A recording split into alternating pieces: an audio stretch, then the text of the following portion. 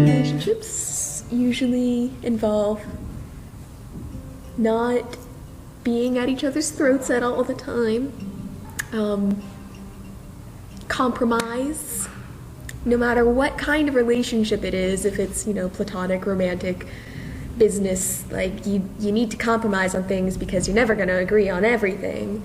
I guess it's really just any relationship that makes you feel good about yourself and feel good about the other person, because if either one of those isn't happening, there's an issue there, and it's one that really does need to be addressed, because if you don't feel good around a person who you're choosing to spend a lot of time around, I think that says a lot about both your relationship with the person and about the person you're spending time around. Something that is mutually beneficial, regardless about like what type of relationship it is. I guess if it's between friends, if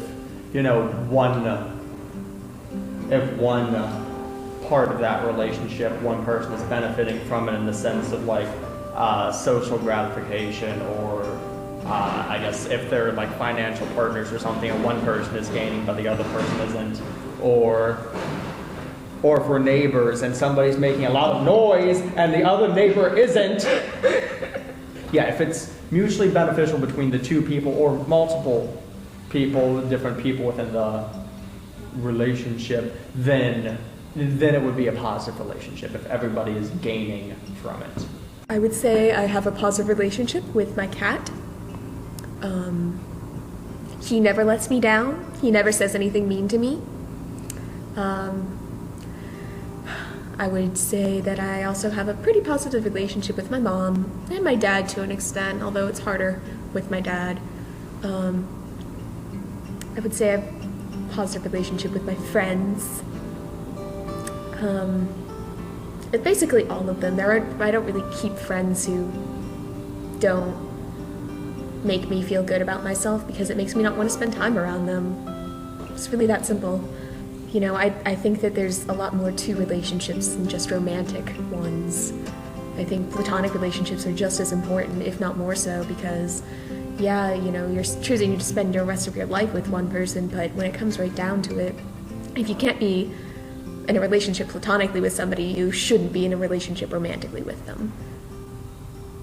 I guess the most positive relationship I have in my life would have to be with my grandmother. Judy or Eleanor. Funny in the sense, my parents are together, they're whatever, but it's almost like my grandmother raised me, in the sense that I'd go over to her house every morning at 5 in the morning until I was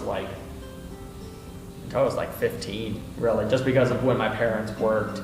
And my dad was always driving across the country working for the government for a trucking thing.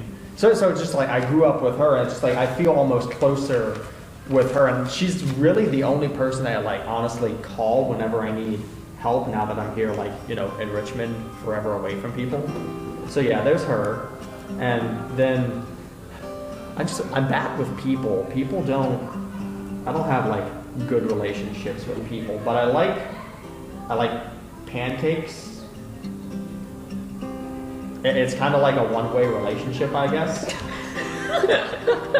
They don't really benefit a whole lot from our relationship, but I really enjoy pancakes. And there's a chair in my office that I'm really fond of, and he kind of puts up with my shit.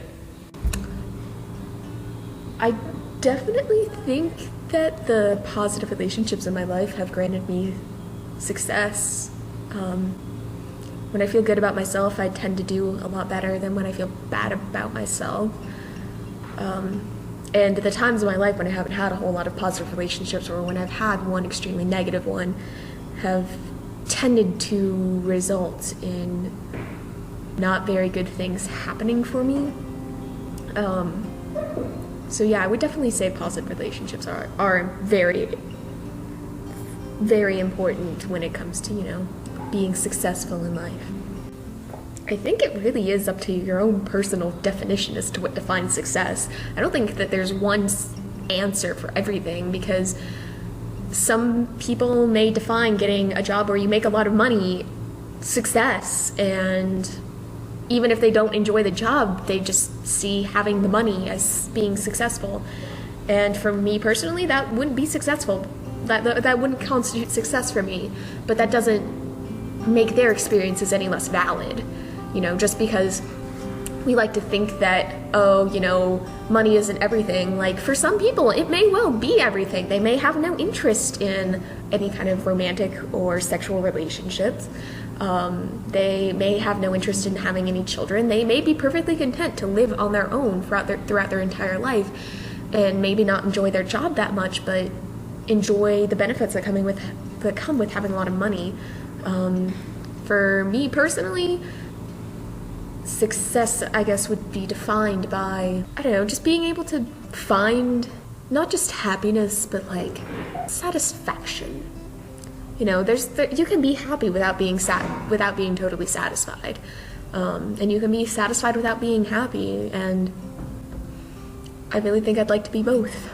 In the confines of like structural organizations, I guess there's a point where like you can continue to stop growing and then you're like at the end of your success path or whatever.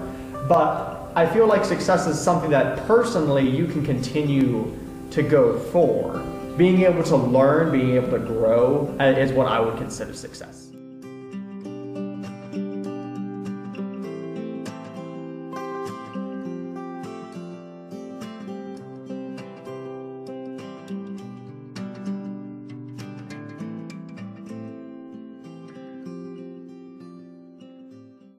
Positive relationships.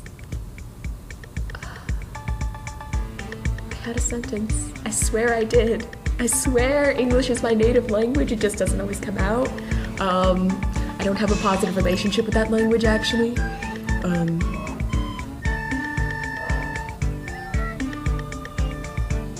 got this. I believe in you.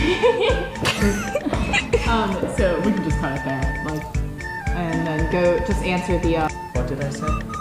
I'm gonna actually interrupt you just for a second. But the relationships the positive relationships you can create with your cast when you work with them, or like your tech crew when you're on a stage management thing. Oh, do you think they like me? No.